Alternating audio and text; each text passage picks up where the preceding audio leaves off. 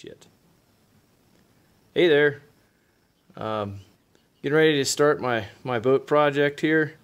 This is a Keith Steele boat that was built in 1978, as far as the owner could tell me.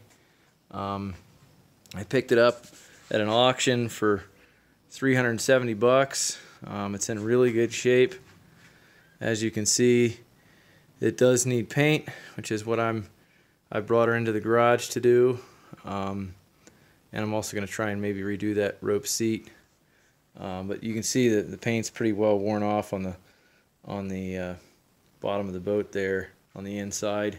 And there is some slight checking on the side here.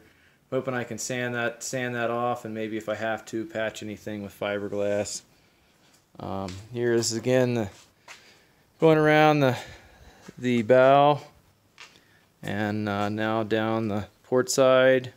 You can see here's the insert, wooden insert that goes in there on the inside for your feet.